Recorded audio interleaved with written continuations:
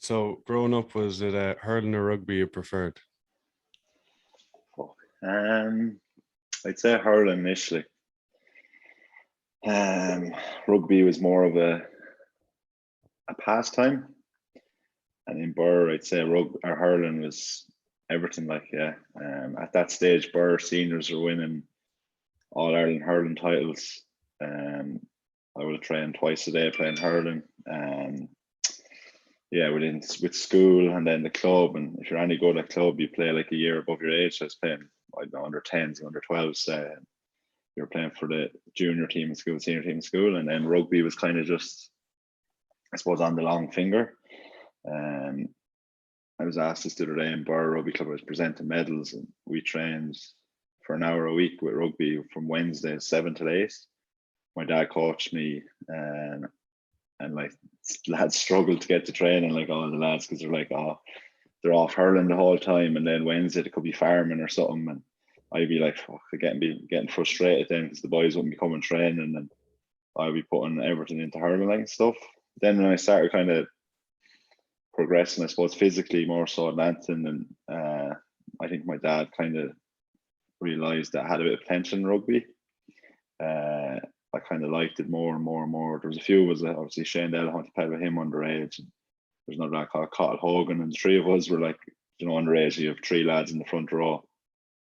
And I think we brought the best out in each other at that age. And I suppose it still kind of sticks to me now about how competitive we kind of drove each other on.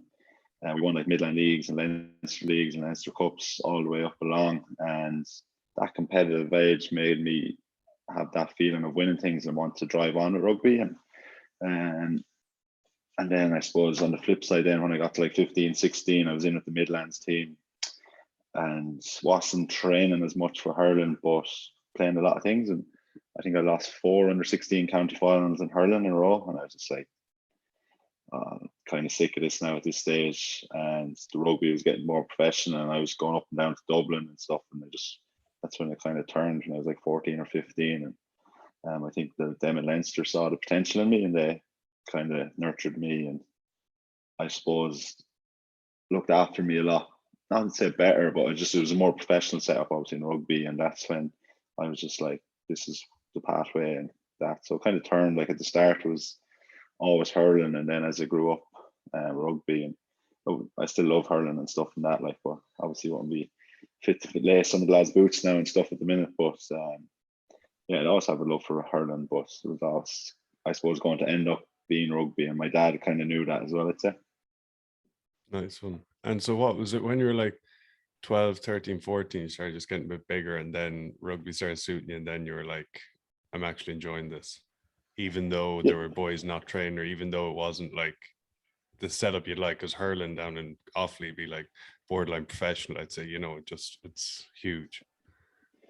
yeah. I think them years between, I'd say 12 and 15, I was pretty good at hurling and stuff as well, and I was a bit bigger than most lads my age, and that kind of suited me. Like, for hurling as well, you're playing centre back, don't want someone big, strong, really.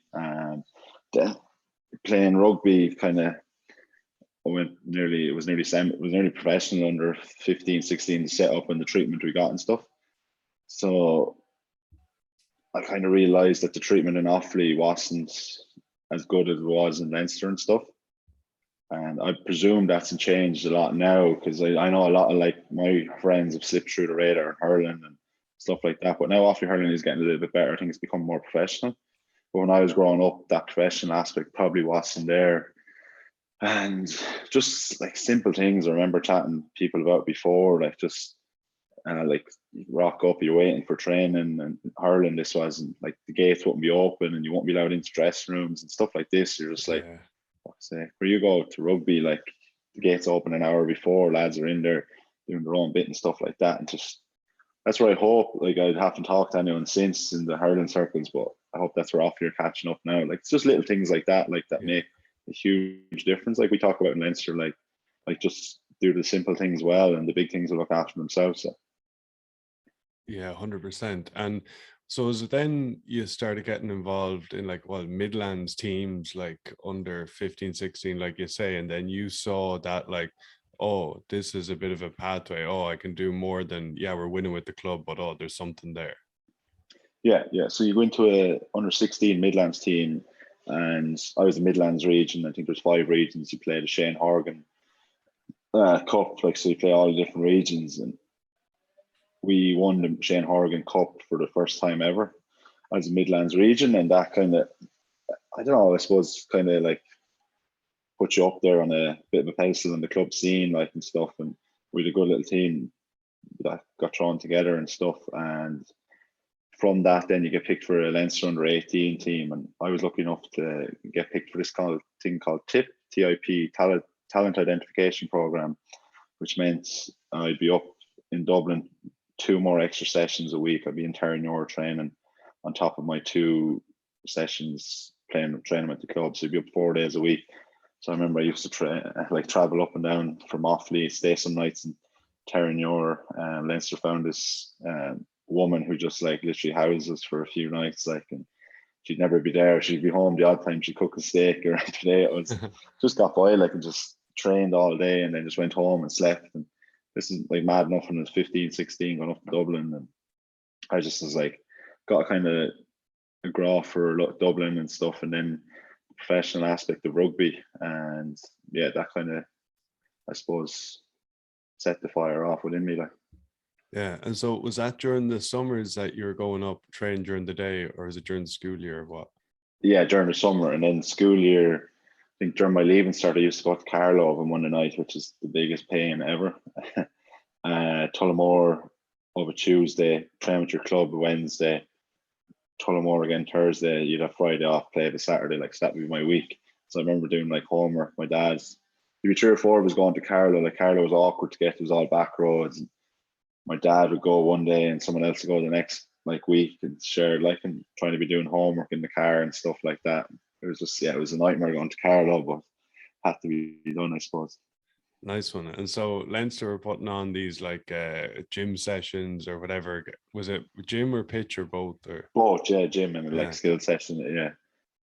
Every Monday. I remember like Jerry Murphy, he's the old Irish coach. He took a few of them the Monday nights, and like to be 7, 8 players there, because we all broke up into different groups, but like we'd still have great sessions, like, and stuff.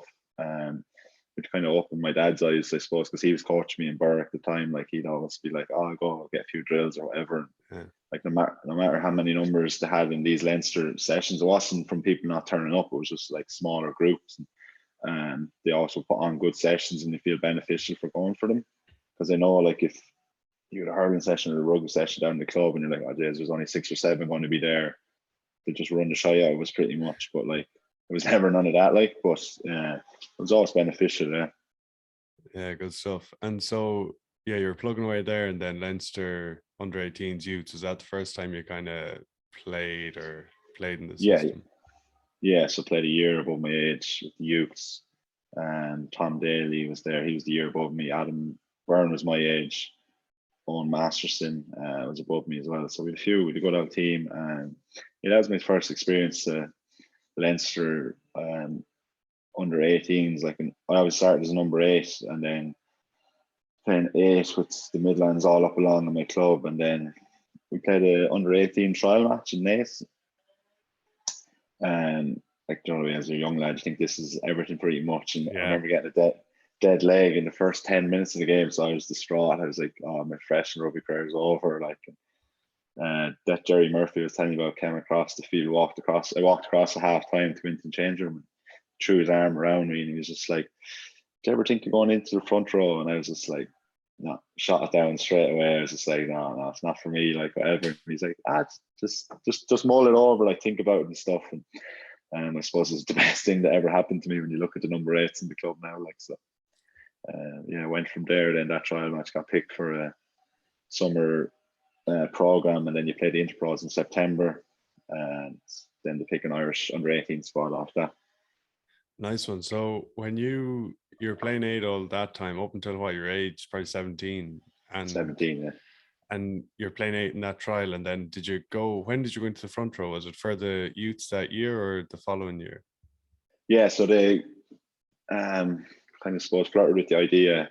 That was the initial one, and then that was just before summer. I remember we were finishing school, kind of, it was 5th year, I think it was. And then the summer was going to be all training, and Reggie Corrigan was doing the front row stuff at the time, and he was like throwing me in there like in sessions and stuff. I was still playing a bit of eight that summer, and then we did a pre-season friendly against Languedoc, team from France. And I mean, say they're like, yeah, you're going to start at Luke's head. And I was like, oh Jesus. So started at Luke's head, and this Languedoc team was 2 years older than us, and they had a tie head who was huge, like biggest, one of the biggest men I've ever seen at that age. And I was just like, but to put me in there, and I was like holding my own. I was just like technique out the window. I was just like grind the tea here, like, and try to do my best on this, that. And my dad was like, Jesus, after he's like, he's sleep tonight. And I was bet up so bad after, like this huge man just on top of me. But it was like my baptism of fire. And then we went and played, I think, 2 more like pre-season friendlies, and then I played the Interpro. Kind of found my feet pretty quick. Like I remember playing against Munster down in Water Park, and they had 2 big props against us, like, and we won that day, like, and stuff, and held my own. That was kind of my introduction to it. Then never looked back. Never played eight after that. Then. Nice one. And did you did you see like a path going forward with the prop? Did you kind of know yourself when he said it? Because like, geez, going into the front row, yeah, it's not like when you're playing in the back row. It's not you don't just go, yeah, perfect, no bother. Like, did you kind of see the No, bigger picture then? that's the thing. Like they were like, oh, with your ball handling skills coming from a number 8 and stuff. The kind of pitch the whole Leinster rugby is changing the way they play, like, and stuff. And you see the game, the way it's evolving. And I think Cian Healy was really prominent at the time, and how good he was, like, and stuff. And that was kind of an inspiration for me to go into the front row, like, and because like the back row is there and stuff. It was just like so much competition. I think Dan Levy was playing 8 at the time, so I was like competing with him nearly for schools against clubs, like, and stuff. And there's just serious players everywhere, and they were crying out for a few props, like, and stuff. So yeah, that was, it was tough to take at the start. Like any back row, you don't want to be put out for being told, oh, you're not going to be good enough or tall enough for the back row. So we think front row will be the place for you. Like. Yeah. And so then when you left school up to Lansdowne, and what was the involvement there? Were you in the sub academy the year you left? Yeah, I went into the sub academy for a year and joined Lansdowne, and I don't think I was getting academy coming out of the first year sub academy. And then I think we went well with Lansdowne pretty much under 20s, played a lot of games, and I played Irish under 20s a year above my age because Mike Ruddock was obviously coaching and had seen me in Lansdowne, and I hadn't been with the Irish 20s for the whole year. And then I think it was like 3 or 4 weeks before the Six Nations started, he brought me in for a camp, and we played UCD in like a trial match.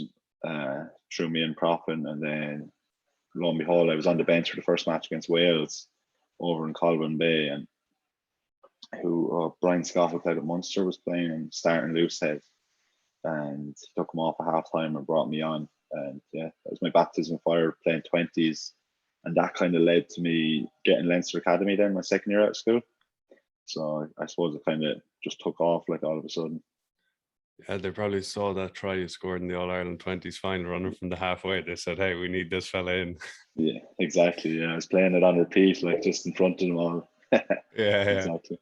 And so going along that way, like you were saying that Leinster kind of like took an interest in your, say, from like 16, 17, like involved and stuff, and giving you and like bringing you along. Did you, when you were going up to Dublin, I know school, like you went to college and whatever, but were you kind of thinking like, I'm going to go for this, or this is the main focus? Yeah, I kind of look back now, and like people get asked that questions like, "Oh, when did you know you were going to like make it or stuff?" And I don't know, like you just when you get there, you're just like, you never think, you're never satisfied. You always want more and stuff. Like, and it's weird. Like I didn't ever think, because I remember Adam, I was living with Adam Byrne at the time, and he's like the youngest ever player to play with Leinster and stuff. And yeah, we were both in the sub academy, and sub academy then is down in Donnybrook. And if you had to train with the seniors, like you go up to UCD, so it'd be a big deal, like, and stuff. And I'd be still in awe of all these players like that are up there training and stuff. And like Adam would come home that night, like he'd be gone all day, and I'd be like ask him how was it like and all this. And he's like, yeah, it's mad. Like he was think about the play against Ulster. He made his debut around Christmas time, and I just thought this is the greatest thing ever. Like I didn't think that this could be me someday. So yeah, and then it just, I suppose you get into the academy and you start training like amongst them, and then you just get the nod to be like, oh yeah, you're going to play this weekend, like stuff, and then you're just like, geez, it's actually happening. Like, so it's never like thinking, oh, I'm going to make it or whatever like that. It's just kind of happens all like really quick all of a sudden. Yeah, yeah. You just keep doing what you're doing, and then things fall into place if they do, you know. Exactly. Yeah. It just like has a domino effect and it just happens pretty quickly.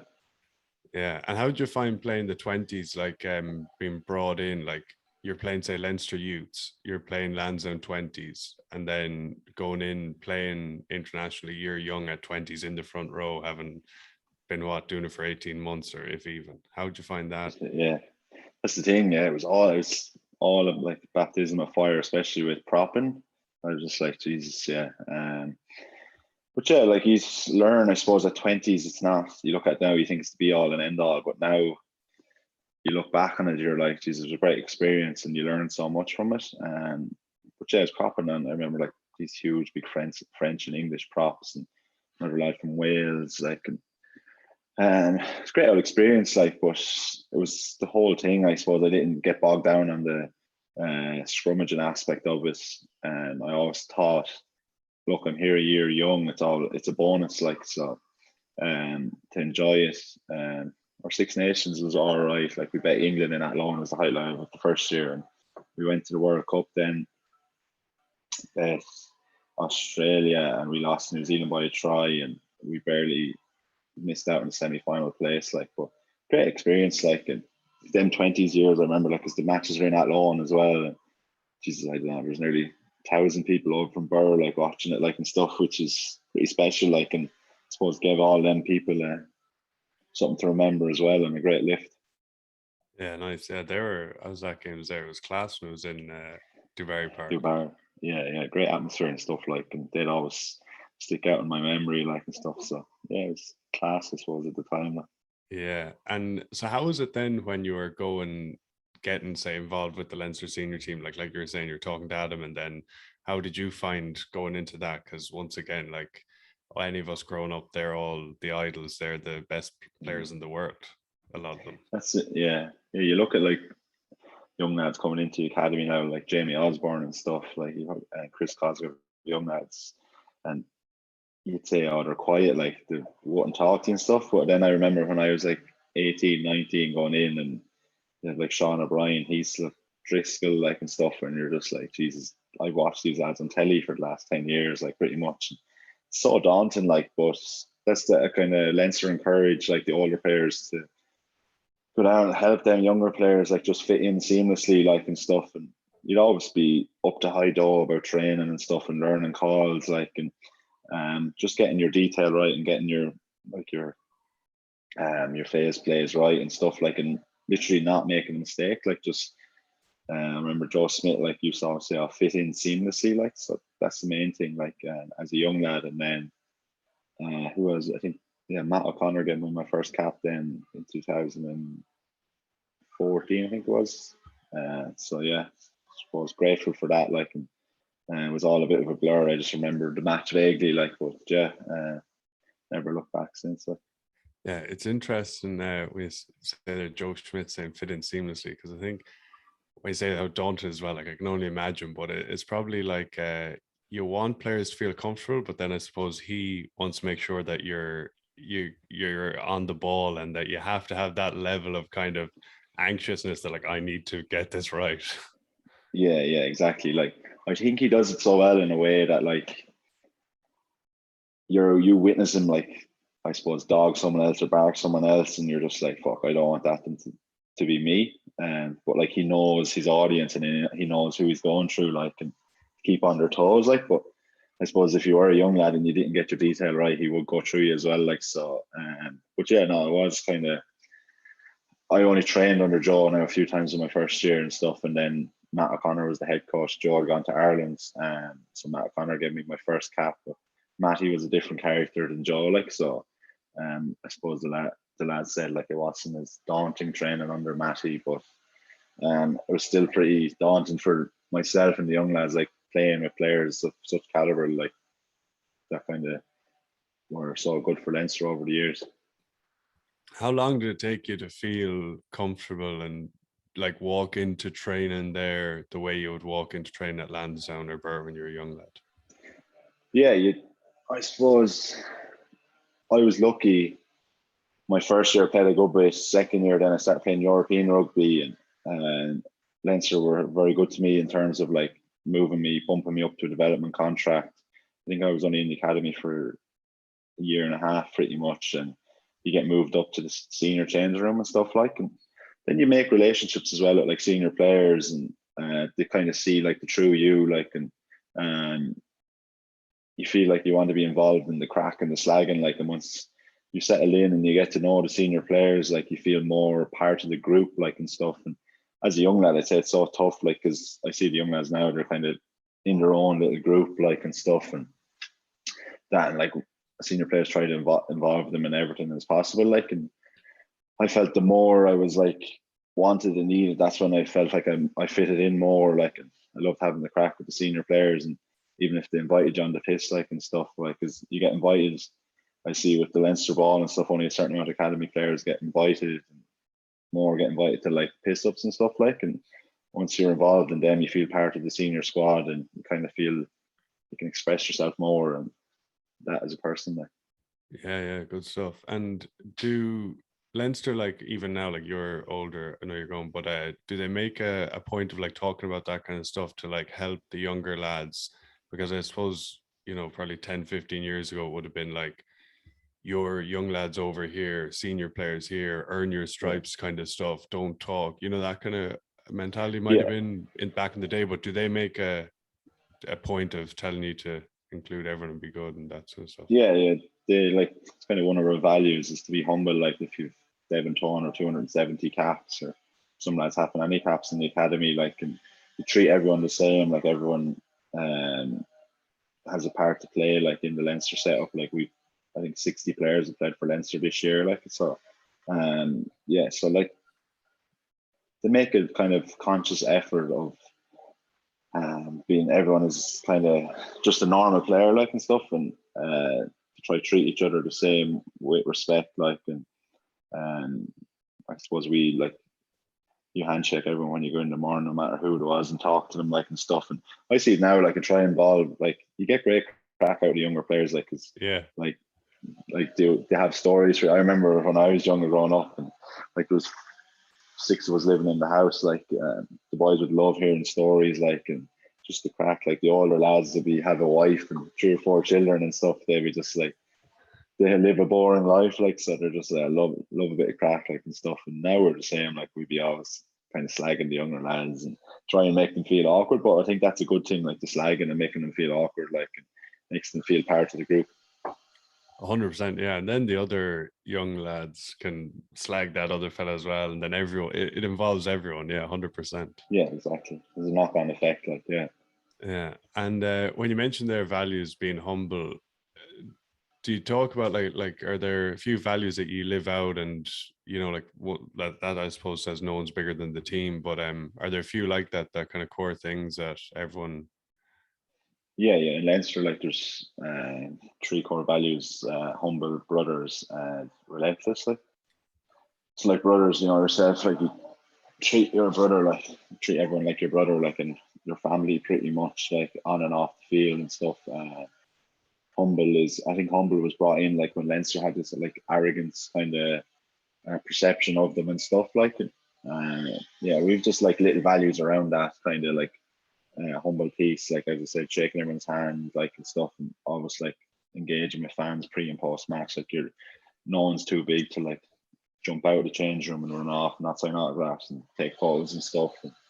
But then you have relentless. Then, like, you're relentless in your preparation of the opposition. You're relentless on the field. You're relentless in the recovery off the field, like, and stuff. So I think it does tie in pretty well, like, and yeah. So that kind of, we have that, like, we every summer we do like a talk really and go through the values and see that any of them need updating and changing, like, so it's every group of players is different every year, pretty much. So it kind of does revolve around the players that are in the current squad, which is, I suppose, beneficial for the group. Yeah, no, that's cool. And it's probably it's great for a player as well in that you know how to be and how to carry yourself and what's good. And then you just know that you're being all good as a player. It's kind of pretty simple for you. Yeah, it's like, I suppose, the DNA within a Leinster rugby player, then three values, like, when we're asked to vote on player of the year, like we're asked to vote which player represents the three values the best. And you see, like, Josh Van der Fleer was both voted for players player of the year this year, like, and he's probably the most humble man ever, like really respectful and stuff.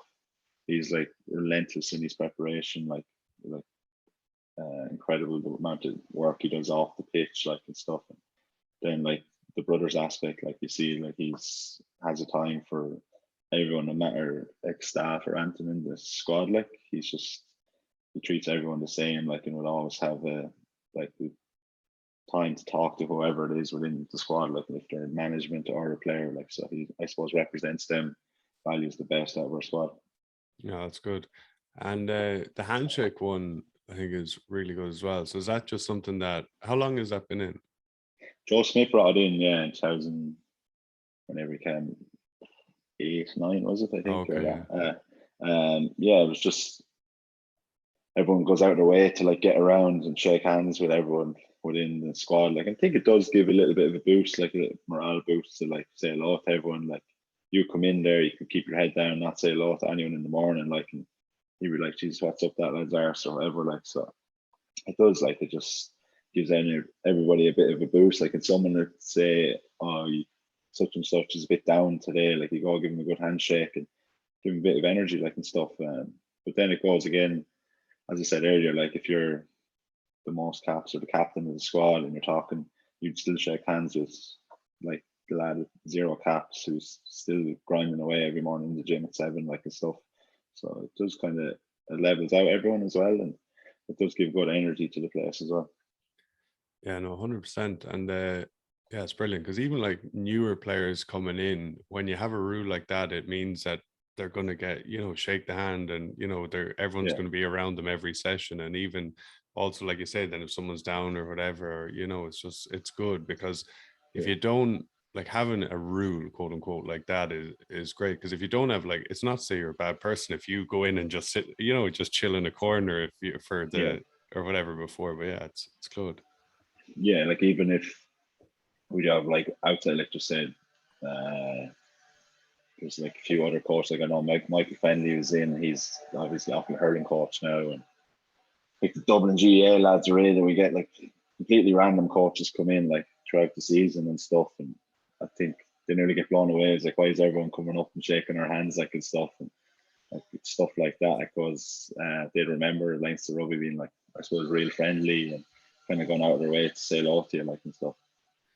Yeah, for sure. And so what are you saying there? So different coaches come in, and what do they do? So they'd like shadow Leinster, like the coaches, and they'd be Oh, in sit in on meetings for, like, usually they come for like a Monday and a Tuesday, like, because I remember years ago, like, we'd coaches from all the Premiership rugby clubs when Leinster were like winning Champions Cups and stuff, and they'd see like how our day to day is run, like, and stuff like this. And I think Leinster were letting them in, and then they were just like, these lads all going to steal our ideas, like, and stuff. But then not as many people have come in now over COVID, like, and stuff. But I think Leinster do make them do like a presentation on like how would you beat Leinster rugby, or how would you change Leinster rugby and stuff like that. So they're like, it's a two-way system. Like, we need to get something from this as well. So I suppose it's not long then looking for something from them as well. Like, it's not just all give, give, give. yeah, that's interesting. And do you learn stuff like have you had things like back over the last few that it's like, oh, that's interesting, that point, like people bring up interesting points of how they would beat you? Yeah, I think like the present to the coaches now. And I remember we had the 3 coaches from the Brumbies came up on their off season. I think it was our pre-season, and they'd like scouted our last 2 matches at the end of the year and stuff. And they're like, we go at us, and they're like, where would you go? It's like, oh, we'd go at you like at the breakdown. Like, we think you're we call them bullets, like your lads clearing out or too slow sometimes. And we go at you up front, like your set piece and stuff like this. Like, so it is pretty interesting, like just to do that. And then we had during COVID, we did like a online training thing with the Crusaders, like. So we prepped as if we were playing the Crusaders at the weekend, like and stuff, and they prepped as if they were playing us, like. And then at the end of the week, we just say what we were going to run against them and like where we were going to target them and stuff. And then they did the same for us, like. So it kind of just kept us a rugby brain taking over during COVID, but it was interesting to see as well. That's cool. Yeah. And just when you mentioned Crusaders there, just think of theming what Scott Robertson has made kind of popular. Do you do that in Leinster? What did it do? Teaming. So like every season will be a team. Yeah. So this year we did our team at the end was to climb Everest. So I think when Leinster won the Champions Cup under Czech against Leicester, it was 06 maybe or however it was, that was the team was climbing Everest. So then like we break the season up into different camps, so like camp 1, camp 2, camp 3, and then the summit was the last few weeks, like. And we're currently in the summit, like, and obviously losing Champions Cup was disappointing, but now we're kind of trying to summit again by winning the URC. So that was pretty interesting, like different blocks of different things, like and stuff, which is good. And we've had Damien Brown come in to talk to us. Another lad, Pass Falvey, and Ronan Murphy, another lad who climbed Everest. Like, so it's cool. Like they just brought in like presentations on how they climbed Everest, like and stuff.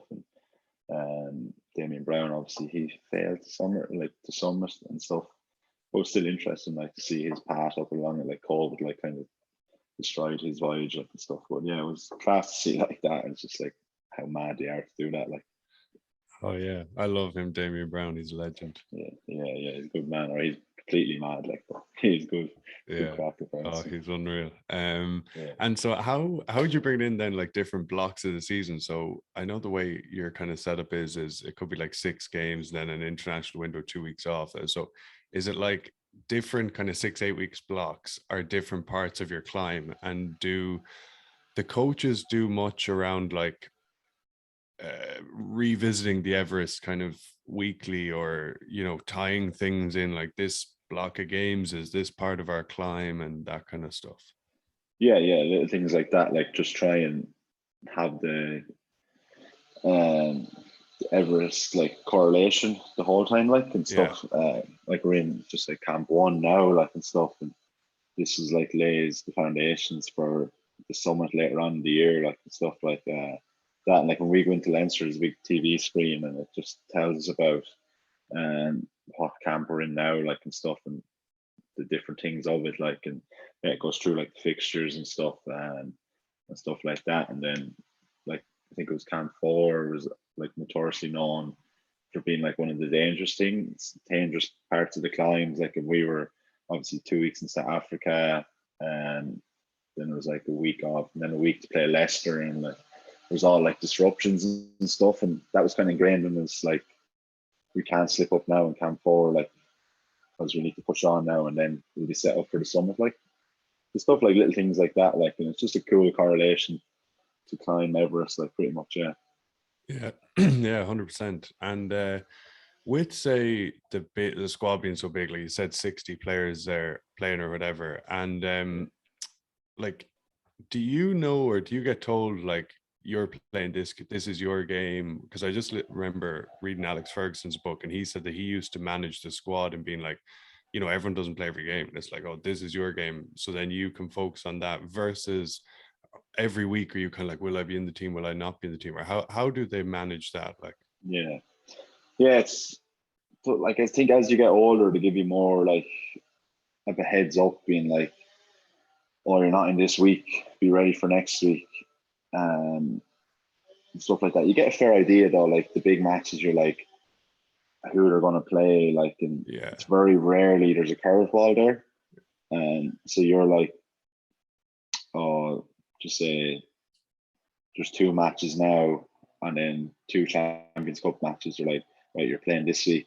Sorry, you're not playing this week, so you'll have a fair idea. You'll probably rest the squad next week, and then they'll be fresh for the Champions Cup. Like, so kind of, yeah, I suppose it's good, like Leo will give you that heads up, like and stuff. But obviously, you want to be playing the whole time and stuff. But then on the other side of it, you're like, "Fuck, I'm playing next week. That means I'm definitely not going to play the Champions Cup game, like and stuff."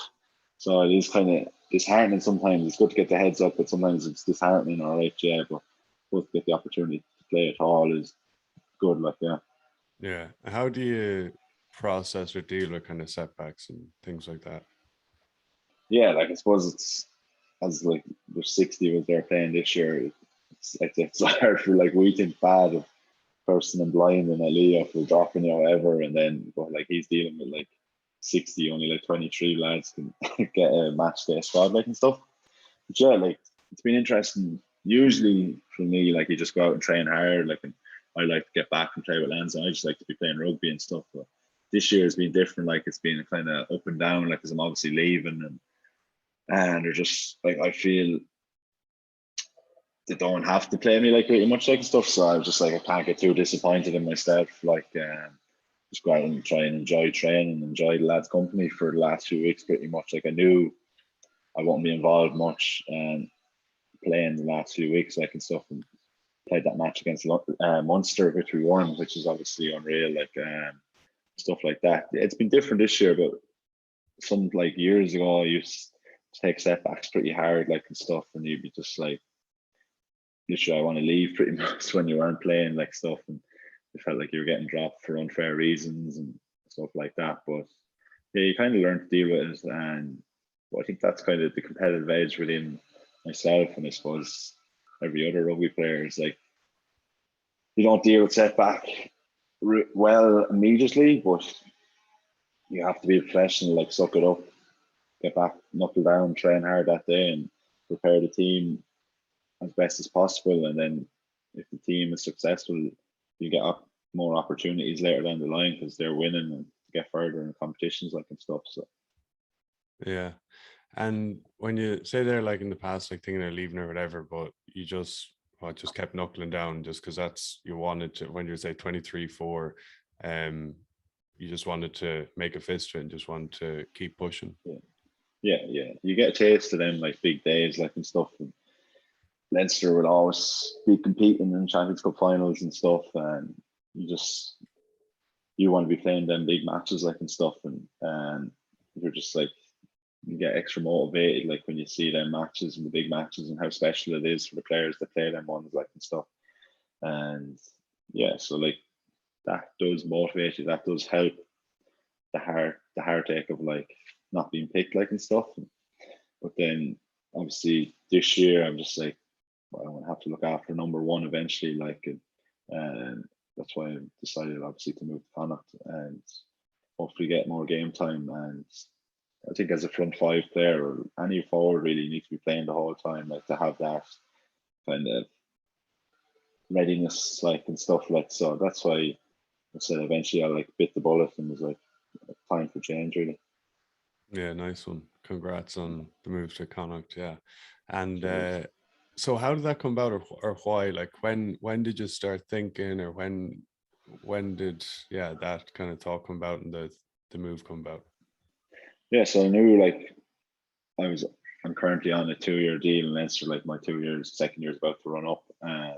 So last summer I was like, might make a fist of this now and see.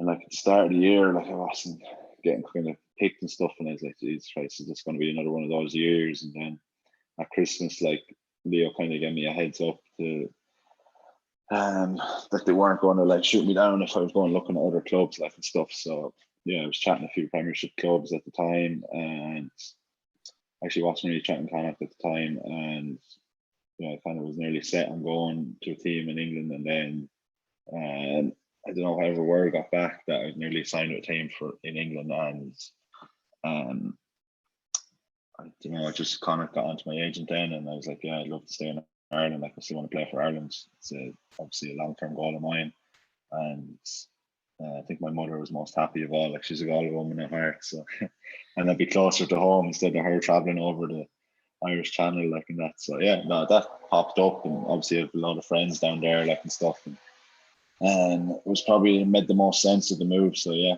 then I signed in like March or April, and looking forward to it now. Yeah, good stuff. And we're Daly and the boys telling you to get down. Yeah, Daly was being the prime recruiter. He was saying he should be getting a fee, like, and stuff. Because Adam Byrne obviously followed suit then as well. Like, so Tom was like, he's going to have to get a bump in his wages. Like. I've been telling you boys for years to go to Connacht. Give me a bump as well. Yeah, no hassle at all. Yeah, no, it's exciting. Like, the whole project down in Connacht looks good. I saw, I think it was Bundy's story there today. They're ripping up the pitch, like, in that. Which, yeah, like a new stadium and facilities and stuff. And yeah, no, looking forward to it. And it's obviously not going to be, or it's going to be a challenge, like, and stuff. But yeah, looking forward to getting going. And yeah.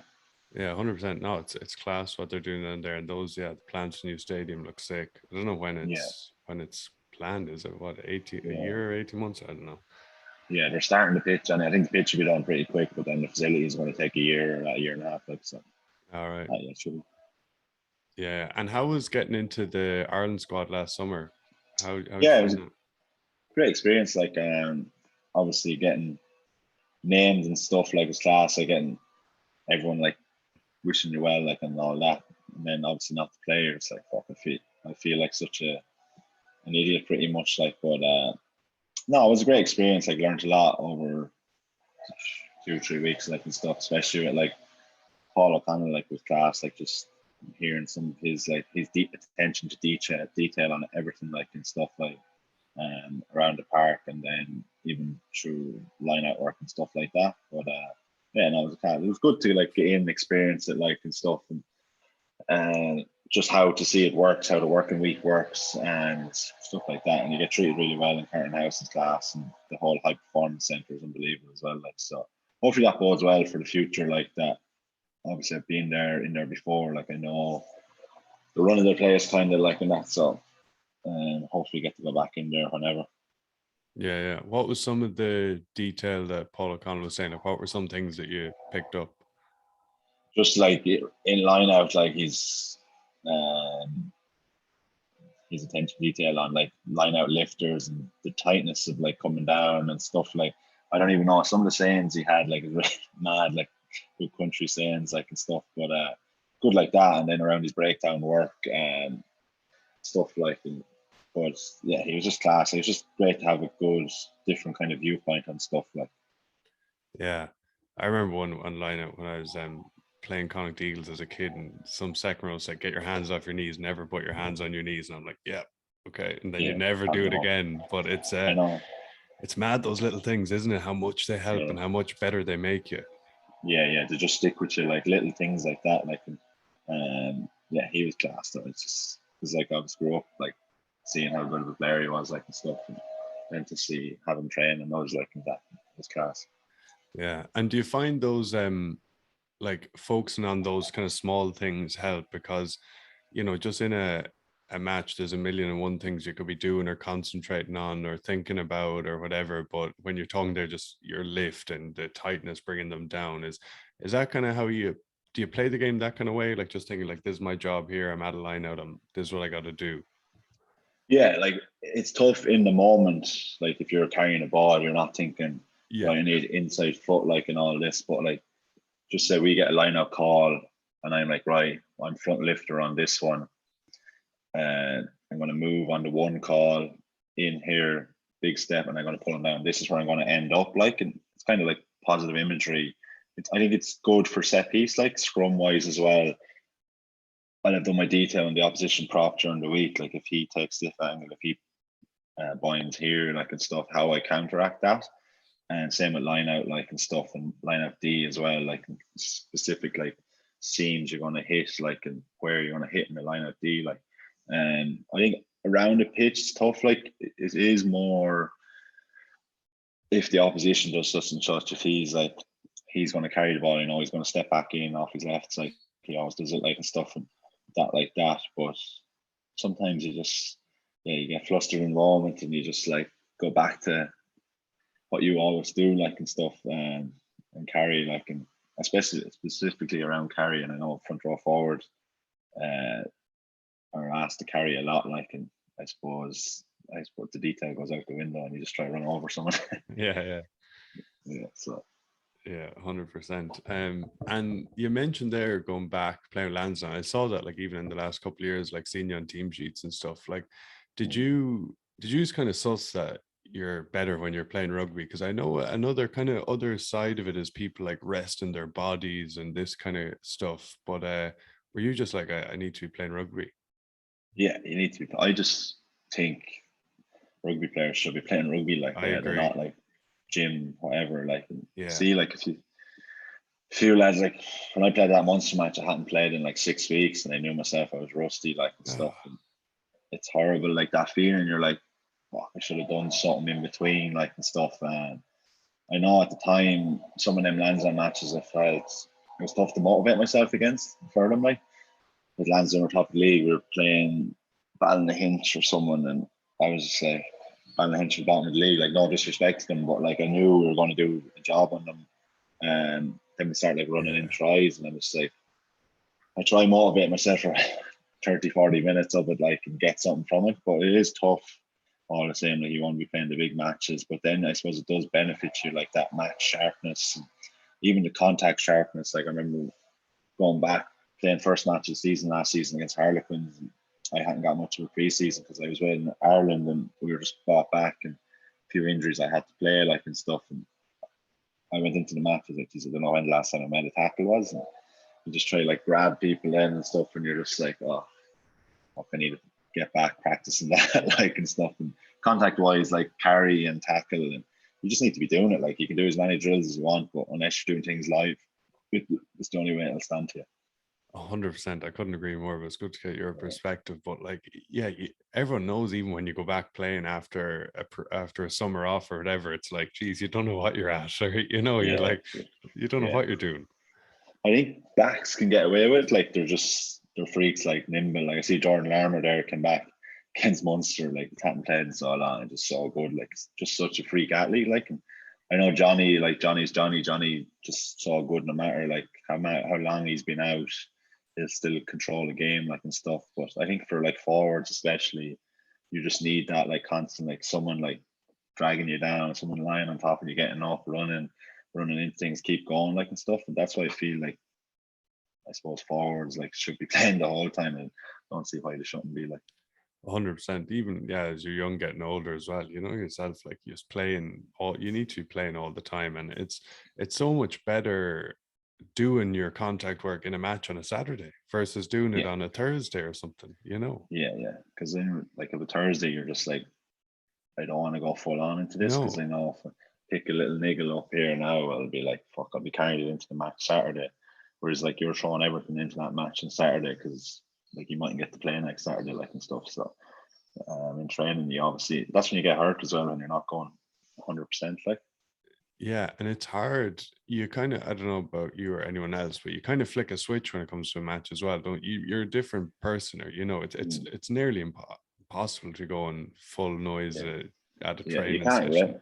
you can't replicate that. Like, there's always something wrong with you going into a match, but like something's tight or sore. But like once you start playing, it just disappears. Like, it's weird. And but yeah, you can't replicate that in training. You can't get as motivated for training as you do as a match, like, and stuff. So that is interesting. Yeah. Yeah, and how much contact would you do in train, or like full? Would you be doing any kind of like full on contact? Very rarely now. If we got shown up contact wise like the previous week, or we knew this weekend like we're going to play Munster, there might be element of live tackle, and to be like three or four lads in suits like who'll be going hard at the breakdown, like, and stuff, and they'd be eligible to be like full on cleared out, like, and stuff, like. But any real contact wise will be done pre or post training, like in little drills, like, Dennis Leamy's our contact coach, like, so you'll be doing with him, like, so that it's left up to the individual themselves, like. Yeah, and a contact coach, is that like he does ruck tackle? Is that it? Like Carry. what's ruck tackle carry? Is that his Yeah, job? yeah, yeah. So he'd do all that, and he'd have drills pre and post training. He'd clip up things, and he'd probably show them twice a week, good and bad things, and then he'd show like opposition, being like, just say their pick and go strategy or their carry strategy with latch and stuff like that, and how we're going to um, attack that, like, pretty much, like. So it's answering exactly, like contact wise, he does that. Like, Yeah. And how's the last few months been when you say like you sign for contract? I always find this weird. Or like, how is it as a player? Because obviously in rugby everyone signs in like March or whatever. But yeah, how has that been? yeah, it's been strange. Like, it's been weird. Like, sort of feeling we started talking, and I think it was the end of February, start of March, and you're just like going into training, and then you're like, fuck, do the other coaches know and stuff like, and Yeah. but yeah, it's been grand, like, because I made my 100 cap there, and that was kind of a milestone I wanted to get with Leinster, and I got that. Like, I was kind of concentrating on getting that, got that, and then I kind of took every match after that as a bonus, like, and during the Six Nations, then we had a few matches, like, so I just concentrated on that block, and then I'd signed with Connacht, and I kind of took every match as a bonus. Then I got to go to South Africa, played the first week in South Africa, and then I wasn't playing the second week in Cape Town. And kind of got to enjoy it a bit more, like, and stuff like that. But then when I came back, I knew I wasn't going to be playing the Champions Cup games, and played that Munster match. So that was kind of the bonus of my lens. Like, this year, I got to play that India Viva, and I was like, well, I had a feeling this could be my last match, and it probably is. Like, I don't think I'll play next week. I'm not playing this weekend. So, to go out on a high, kind of beat Munster with a lot of lads that were very frustrated throughout the year, like, and stuff. So yeah, that kind of was a special way to probably end my career with Leinster. Like, Yeah. And interesting as well, you didn't you play against Connacht after signing for them? yeah, I signed, and then a few weeks later we played them, and then we were drawn with them in the Champions Cup. I was like 3 times in like 4 weeks. I was just like, say, like, That's how weird. does this happen? Yeah. But yeah, no, it was grand. I prepped. I suppose you're a professional at the end of the day. Like, you just prep the team as accordingly, and you want to do well yourself. Like, so that was grand. Like, got over it. Like, but yeah, it was tough at the time, but it was funny enough. Yeah, funny. And thanks for your time, Bob. But what advice would you give your 18-year-old self? I think the enjoyment piece is huge. Like, I went through like peaks and troughs, and uh, of loving rugby, of hating rugby, and putting a lot of pressure on myself. I had this conversation with my dad. Like, you kind of like put so much pressure on yourself. Like, if you haven't played in a few weeks, and that enjoyment goes out of it. You don't enjoy training. You don't enjoy, like, oh, waking up in the morning. It's like, oh, you think, oh, geez, this is a slog. Um, where I definitely tell myself to enjoy it a bit more. I worked hard, like, when I was younger and stuff, and got to play with like my heroes, got to play against some cyber scenes, got great trips, like, and stuff, and that. But the enjoyment piece would not to be bogged down in it. Like, it's a game of rugby at the end of the day. And I think I played my best rugby when I was enjoying it itself. Like, I see, like, when I signed with Connacht, that kind of pressure valve was like released, like, and stuff, and the enjoyment. I enjoyed training so much the last like 6 months and stuff, like, and that, yeah. So yeah, it's been interesting, like, to look back to different stages of my Leinster career, and I can remember matches where I like was like, right, I'm gonna throw everything into this, get the prep, extra prep, like doing so much, or extra massages, like, and stuff, and then you get to the match and you're just nearly exhausted from like playing the match over 100 times in your head that week, like, and stuff. So I think just enjoy it, like, obviously get your detail done early on in the week, and then enjoy the rest of the week, and enjoy the build up to the game, and then it just doesn't pass you by, like. Yeah. And when you say they're like putting pressure on yourself, do you feel like 100%? I think every single person who plays the game knows that. But do you feel you play better when you're not putting any pressure on yourself? Yeah, I think so. Like, I thought I had this conversation with my dad, and I felt he was like putting a lot of pressure on me as well. Like, little things, like him sending me a message before a match, being like telling me to do this, do that, and that, and then I just like go on to the match and just be all going through my head. I'd be like, fuck's sake, and then I'd just be fired up with him after the match, and then